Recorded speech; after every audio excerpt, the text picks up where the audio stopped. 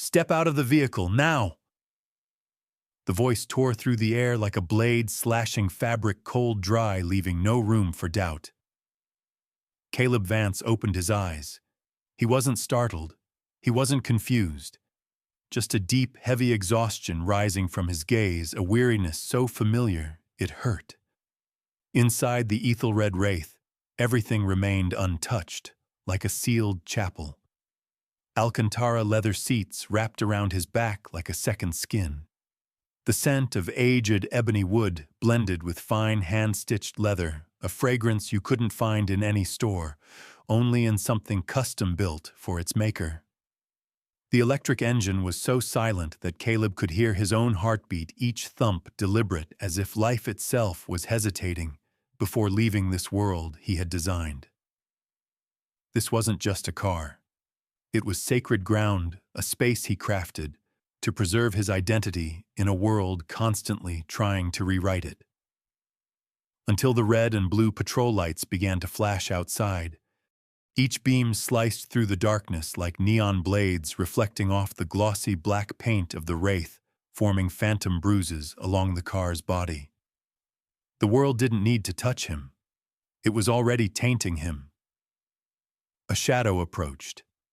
Tall, rough, carrying the chill of invisible power. Officer Miller, white, unapologetically forceful. Caleb rolled the window down, not too fast, not too slow. The muggy Los Angeles night air slapped him across the face. It carried the scent of burnt asphalt, the distant murmur from a nearby bar, and the sour stench of automatic suspicion. Nice car. Rental Miller's voice was light, seemingly harmless, but each word landed like a stone. Caleb looked him straight in the eye. "No, I'm driving it home." Miller smiled, but the smile didn't reach his eyes. It was a forced grin, one you'd give a child caught in a lie. He lifted his baton and tapped it twice on the car knock-knock. It didn't hurt, but it was a clear violation not of metal, but of the boundary between Caleb's private world and society's judging gaze. On the sidewalk nearby, a small crowd began to form. First 2, then 5, then 10. Enough to become a stage. Phones were raised. The cold light from their screens swept across unfamiliar faces. They didn't care what was happening. They just saw a black man standing next to a car that cost too much. Rapper, no way he owns that. Probably a company car. A black guy in a Wraith dam. The whispers didn't hit Caleb's face directly, but each one was a needle gliding across his skin again and again, sharp and precise. He didn't react, didn't swat them away. But his shoulders lowered slightly, like shielding something inside. Again, he thought. Same play, different cast. License and registration.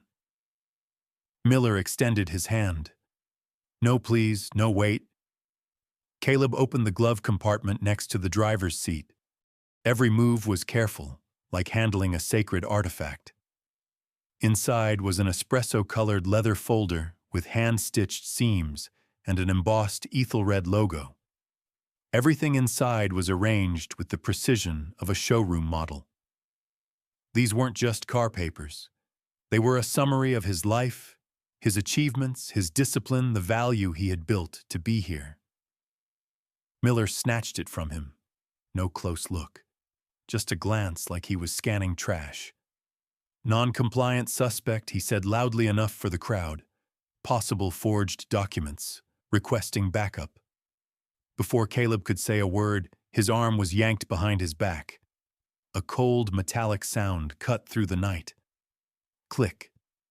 The cuffs locked in place, firm, no discussion. Caleb didn't scream, didn't beg, didn't lash out.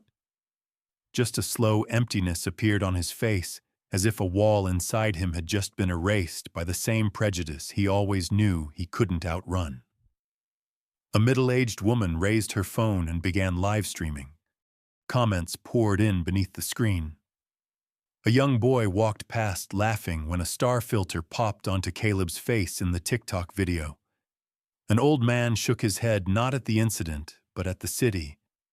"This place is a damn mess," he muttered. No one asked what was happening. No one stepped forward. They just watched, tapped, commented, scrolled. Caleb lowered his head. Not out of submission, but to hear an old voice echoing from when he was 12. "Never let them tell you who you are, Caleb. They don't know where you come from."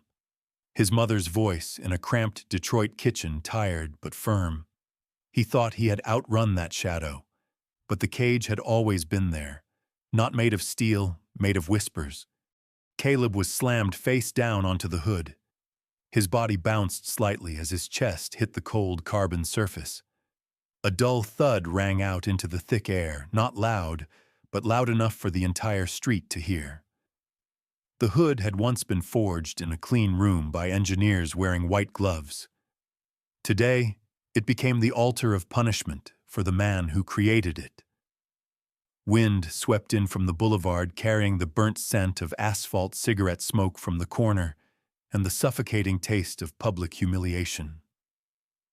Caleb remained silent, but his hands were being pinned down with unnecessary force, not for safety, but to send a message. Miller began the search. He slapped Caleb's left shoulder hard, ran his hand down his spine, smacked the breast pocket. These weren't standard security checks. They were a choreography of bodily domination. The custom-tailored cashmere coat was now pulled out of shape, creased and wrinkled. The pressed folds, once shaped with steam and precision, now bent under a stranger's indifferent hands.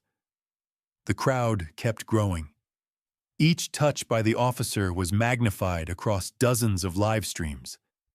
Eyeglasses reflected phone screens, white light shining on Caleb's face like interrogation lamps. "This guy looks familiar. Probably did time before. Looks like that rapper who got caught stealing beats. Nice car, but the way he stands, clearly not the owner." Caleb heard it all. Every word was sharp and clear, as if it had been pressed against his eardrum by a wet finger. He didn't raise his head, didn't look at anyone. But something inside him was heating up, not rage, but the slow burn of years-long compression. Then a voice cut through the noise, fragile but defiant. "Stop, please stop right now." A young woman stepped out from the curb. Red hair, pale skin, panic in her eyes but determination in her voice. Her tone trembled, but each word was clear. She didn't scream, she spoke with a strength that sliced through the crowd's noise. "That's Mr. Vance. He's the one who designed that car." Miller turned, raising an eyebrow and letting out a smirk like he'd just watched a bad actor enter a community theater scene. "Oh, you hired background extras too," he said, turning back and grabbing the folder from the top of the car.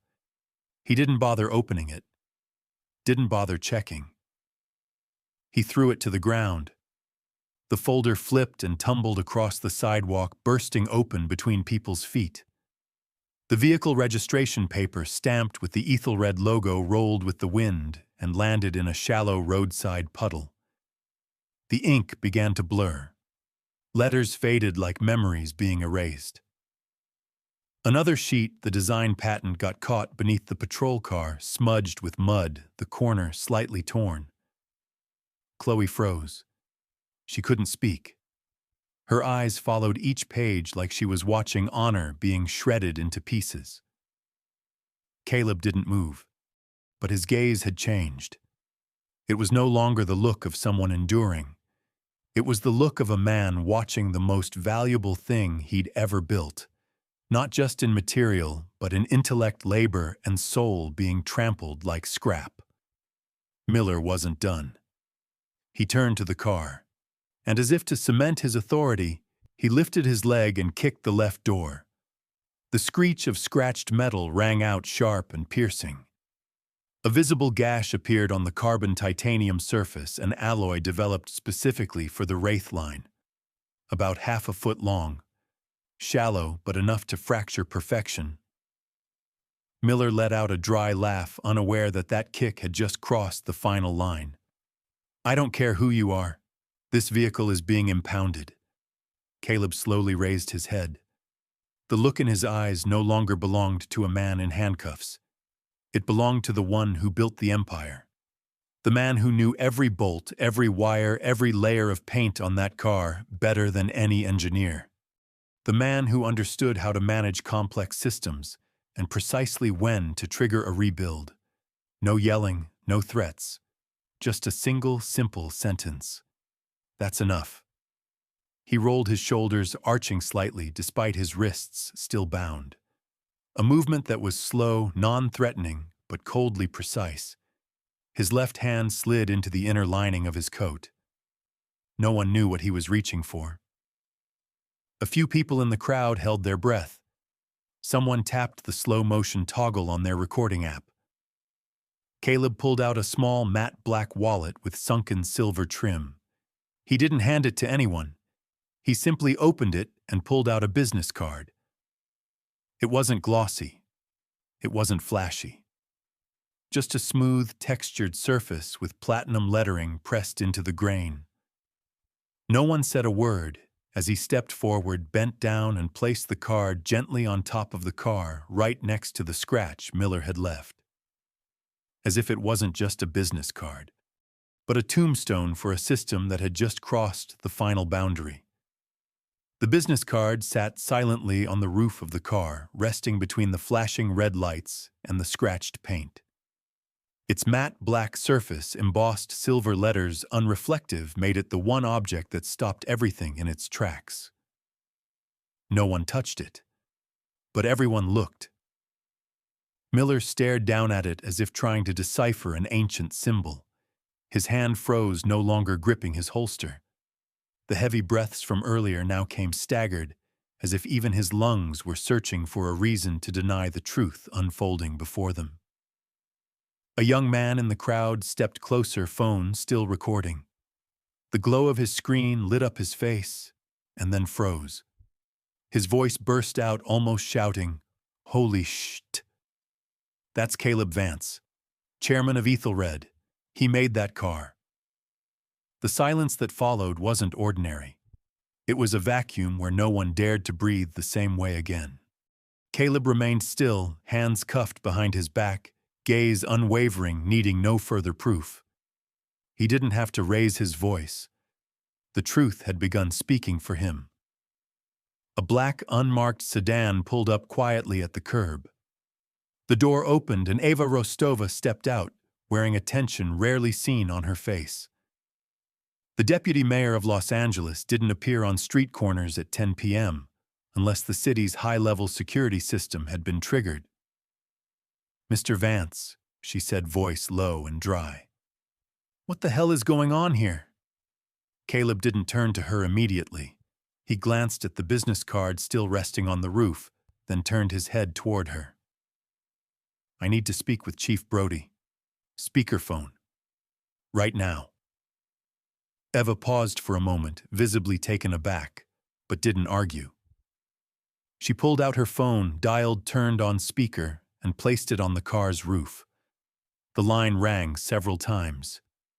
"This is Brody," came a voice on the other end, tired but alert. "Ava, what's going on?"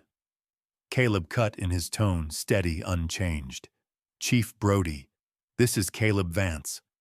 The crowd fell silent again. They weren't just hearing a name, they were witnessing a power shift. "Your officer Miller just assaulted me," Caleb said, each word delivered as if already pre-framed. "But that's not why I'm calling." Miller shifted. Sweat soaked through his shirt. His utility belt hung looser now, but he didn't move. Caleb stepped forward, still cuffed. "I'm not calling for an apology, and I don't want an explanation. I'm calling to make a decision." People held their breath. Some pulled out their phones again. They knew this video wouldn't be just a scandal. It would be a statement.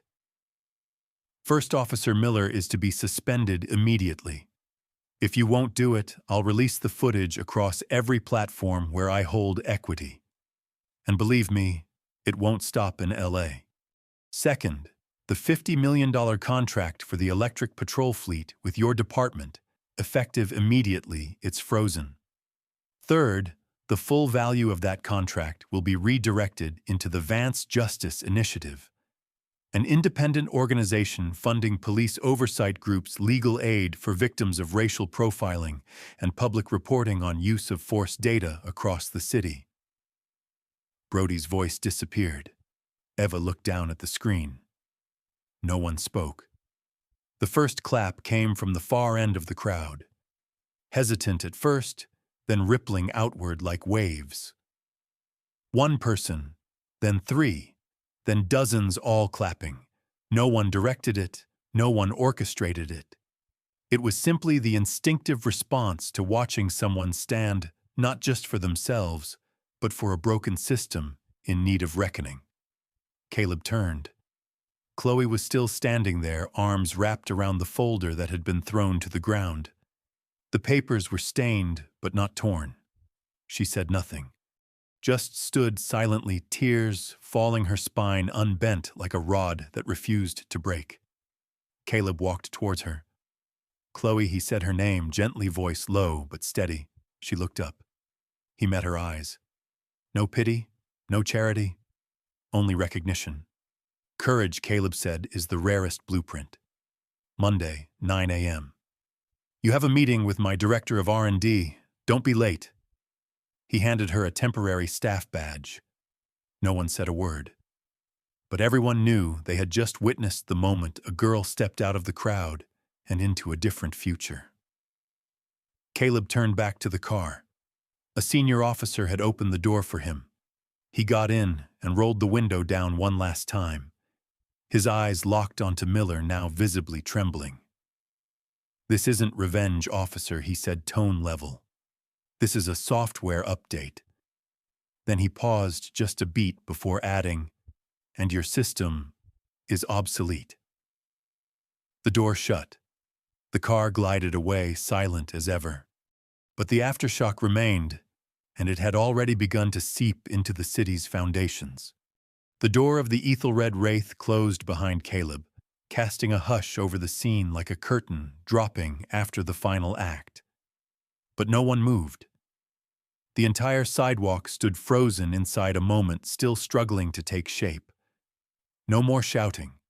No more phones shoved in faces.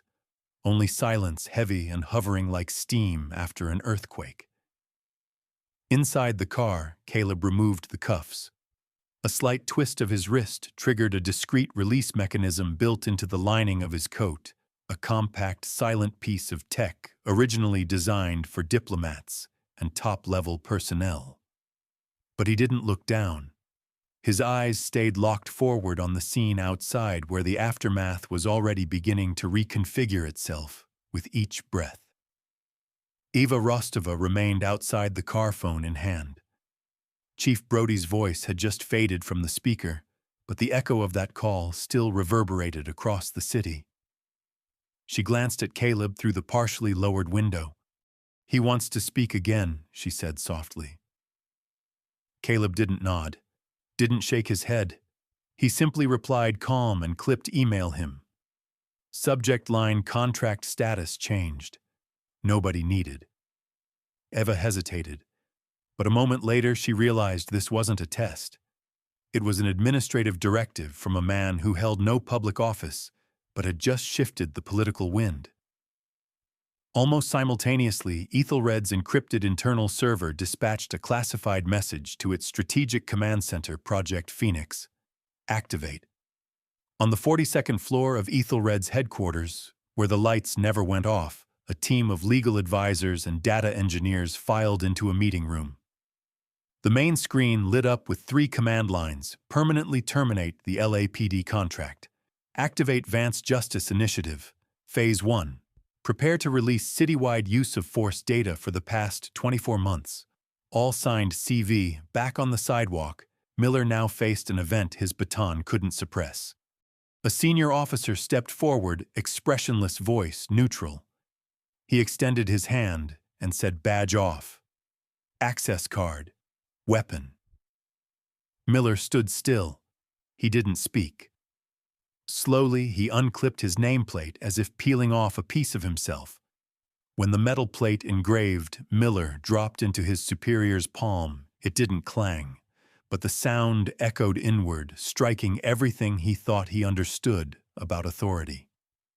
No applause, no jeers, none were needed. Silence in this case re-established the chain of command.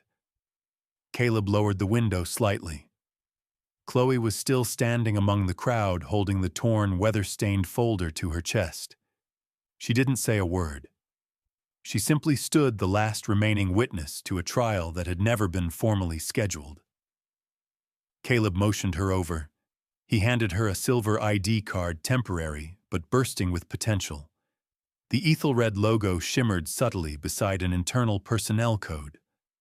Monday, 9 a.m., floor 23. Don't be late. Chloe accepted the card. Her eyes were still tinged with red, but steadier now. Beneath the street lamp, she looked like a new blueprint, rough, but with the potential to reshape an entire generation of mobility. Caleb looked her in the eye and asked, "Do you know why I chose you?" "Because I told the truth," she replied, voice quiet but clear. He shook his head slightly. "Because you were right. Courage is the rarest blueprint in this industry, and the only one that keeps structures standing." That sentence wasn't just for Chloe. It rippled outward, as if directed to everyone who'd ever stayed silent out of fear. A sentence that sounded soft, but could trigger a chain reaction no one would be able to stop. From a distance, a press photographer appeared, lifting their camera to snap a shot. Caleb rolled the window up before the lens could focus. He hadn't come here to be someone's headline. He didn't need a frame casting him as a hero. He was redrawing the system's schematic. Inside the vehicle, his digital assistant activated. "Would you like to issue a public statement?" Caleb answered without pause. "No statement, just one line. The system has been updated. Those who fail to adapt will be replaced. Signed, Aethelred." Across social media, the hashtag #Vance protocol began to trend. A short video clip showing the officer kicking the car door and Caleb placing his business card gently on the Wraith's roof had already been shared hundreds of thousands of times. No additional caption was needed. The act spoke for itself. One pinned comment stood out at the top of the thread: "This isn't retaliation. This is strategy." Caleb leaned back, eyes gently closed. He wasn't sleeping. He was listening. Not to the crowd outside, but to the tectonic movements just beginning beneath the city. A low, invisible rumble, seeping into the bones of a system that thought it would last forever. 6 months later. At the main hall of Los Angeles City Hall, once used for budget press conferences, the room was now packed for a very different reason. At the podium stood Dana Elridge, the city's first black female chief of police. She stood tall before dozens of cameras. Her face showed tension, but she did not look away. She looked straight into the lens. "We have completed a full audit of the Los Angeles Police Department's conduct over the past 3 years," she said. "The results are now publicly available on the open data platform funded by the Vance Justice Initiative." A presentation screen lit up behind her. Rows of raw numbers flowed across it, cold, clinical figures. One graph stood out: the disproportionate rate of racially targeted traffic stops with no legal cause. 65%. That was the percentage involving people of color. She didn't apologize. She promised change. A few blocks away in the glass lobby of Aethelred headquarters, a new vehicle sat on display. Gone were the flashy curves. Gone were the wing-like doors. In their place stood an elegant electric sedan, 4 seats, practical, minimal design. Below the Aethelred logo, a small silver line read "Civic Line." Electric vehicles for the people. Beside the car, a brief technical summary was posted. At the bottom of the page, one name was printed in bold: Chloe Martinez, lead designer. In a small meeting room on the 23rd floor, Chloe stood before a design board. Her voice no longer trembled like it had that night in the crowd. She held a laser pointer in her hand, her eyes focused, her tone steady. Every detail in this car has to answer one question, she told the team of engineers watching. Who's going to sit in this car? And are we honoring them with what we build? There was no applause, no grand declarations. Just the quiet stillness of a room learning how to listen to values they'd once believed had nothing to do with technology. Chloe was no longer the intern from that night. She was shaping a new philosophy for the EV industry, a philosophy rooted not in market trends, but in justice.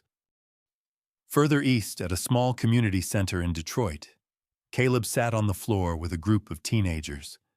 His clothes were streaked with grease, a screwdriver in hand eyes, watching a boy trying to mount a small engine onto a model car. "Were you really the guy who designed the Wraith?" one boy asked, without looking up from the gears. Caleb chuckled, nodding. "I was." The boy looked up, surprised. "Why don't you drive it anymore?" Caleb paused, then placed his hand on the model. "Because now I'm building something else." "What?" "A room," Caleb said. The kids laughed, confused. "A car is just a room that moves," he said, looking at the boy next to him. "But power isn't about sitting in that room. Power is about building new rooms so others have a place too." The kids fell quiet. They didn't fully get it, but the words would stay with them. A young girl stepped forward shyly and handed Caleb a rough drawing. A small, clumsy car with uneven wheels. But her eyes held pride. "I made a car for poor people," she said. "It doesn't have to be pretty, just strong." Caleb took the drawing, nodding. "You know what? This blueprint, it has soul." The girl blushed but didn't look away. Caleb's phone buzzed softly in his pocket. He pulled it out. "A message from Chloe, Civic Line 002 is approved. I added seat adjustability based on feedback from the Detroit Center. Thank you for seeing me before I saw myself." Caleb read the message, then turned off the screen. No reply. None needed. He looked out the community center's window. Evening light spilled gently over the brittle trees along the city street. A soft glow, nothing flashy, but just enough to reveal what was growing from cracked soil. That night, Caleb drove home in a prototype Civic Line. No fanfare, no special badge. Just a clean, safe car designed for families who once believed they'd never touch this kind of technology. The center display lit up with a system message. "First Civic Line journey complete. Thank you for designing not just a product, but a path." Caleb smiled. Not out of pride, not out of relief. It was a real smile. Not because a battle was won, but because a foundation had been laid. And he knew that as new rooms began to rise, hundreds, then thousands of people would find their way in. Not because they had power, but because they were worthy. Because the sweetest revenge isn't destruction, it's creation. You've just witnessed a story not about revenge, but about reconstruction. Caleb Vance didn't strike back. He redesigned the very system that once tried to cage him. And that's how he won, not just for himself, but for everyone who's ever been trapped by someone else's definition of worth. If you saw a piece of yourself in this story, hit like, subscribe to Story Precious, and share this with someone who's ready to break out of their invisible cage. We don't tell stories for entertainment. We tell them to decode the truth.